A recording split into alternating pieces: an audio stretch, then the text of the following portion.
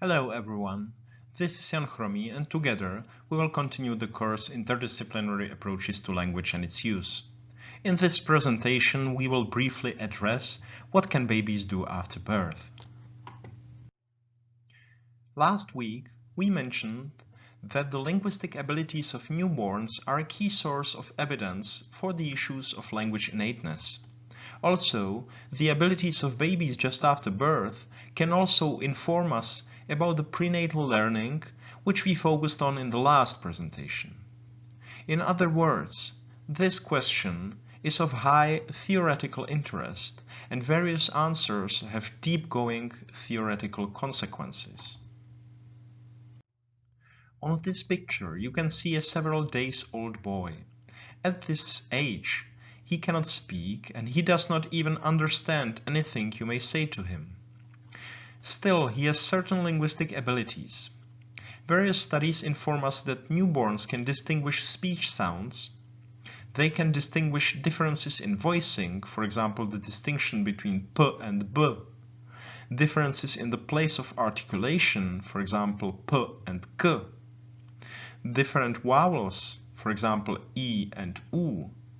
They are sensitive to word stress, and they also distinguish between their native language and other languages, as we already mentioned in the last presentation.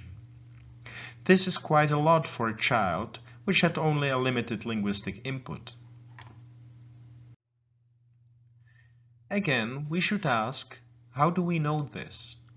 In her classic study, Sandra Trehub tested 5 to 17-week-old babies and their English-speaking parents on their ability to distinguish foreign speech sounds.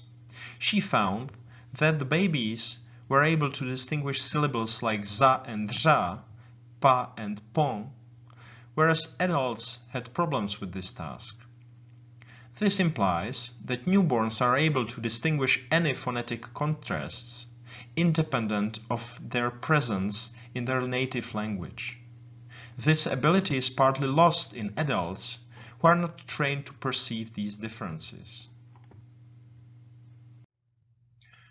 The research by Sandra Trehub established the fact that the ability to distinguish non-native speech contrasts is much worse in adults than in very young babies. In another study, Janet Werker and Richard Tees conducted a research which aimed to delineate the process of decline in this ability. They examined native English children and their ability to distinguish between velar k and uvular k, which is present, for example, in Salish languages, but not in English. They found an abrupt decline in discriminability of the non-native speech contrasts when subjects reached 10 to 12 months of age. This is very interesting, since this is the time when children often start to produce their first words.